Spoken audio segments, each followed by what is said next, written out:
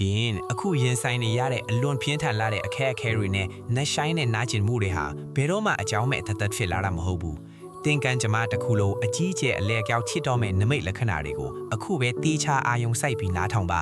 ပထမဆုံးနမိတ်ကတော့တင်အားကိုယုံကြည်နေရတဲ့လူတွေနဲ့ရင်းနှီးလာပါတယ်ဆိုတဲ့မိတ်ဆွေတွေတင်ဘဝထဲကနေအကြောင်းပြချက်လုံးဝမရှိပဲတယောက်ပြီးတယောက်အလိုလျောက်ထွက်ခွာသွားတာပဲဒါဟာတင်ဘဝရဲ့နေရအစ်စ်နဲ့မြင်မာတဲ့အောင်မြင်မှုအစ်စ်တွေအတွက်မလိုအပ်တဲ့အဟောင်းအဆွေးအမိတ်တွေကိုစัจ java လာကရှင်းလင်းပေးနေလာဖြစ်တယ်ဒုတိယနမိတ်ကတော့အရာရာကိုအရှုံးပေးလက်လွတ်လိုက်ခြင်းတဲ့အထိစိတ်ပြတ်မှုတွေနဲ့ပြင်းထန်တဲ့အထီးကျန်မှုဝေဒနာတွေကိုအကြီးအကျယ်ခံစားနေရတာပဲဒါဟာအောင်မြင်မှုအဆင့်တစ်ကိုတက်လှမ်းဖို့အတွက်တင့်ရဲ့အတိတ်ကအညစ်အကြေးဟောင်းတွေကိုအပီးတိုင်ဆွတ်လွတ်ရမယ့်အချိန်ရောက်ပြီလို့ကံကြမ္မာကပြင်းပြင်းထန်ထန်တတိပေးနေတာဖြစ်တယ်တတိယနမိတ်ကတော့မနက်အစောပိုင်းအချိန်တွေမှာခဏခဏမြင်တွေ့နေရတဲ့ထူးခြားဆန်းပြတဲ့အိမ်မက်တွေနဲ့နမိတ်ပုံရိပ်တွေပဲဒီနမိတ်တွေဟာတင်ဘဝကိုအမောင်ကဘာထဲကနေအလင်းရောင်ရှိတဲ့ဘဝတစ္စီကိုမလွဲမသွေခေါ်ဆောင်သွားလိမ့်မယ်တင်ဘဝရဲ့အကြီးမားဆုံးအလဲအပြောင်းကတင်ရွှေ့မှာအစဉ်တင်ဆောင်ကြုံနေပြီးဒီအခွင့်အရေးကိုဘယ်တော့မှလက်လွတ်မခံနဲ့အမှန်တရားကိုရဲရဲဝံ့ဝံ့လက်ခံပြီး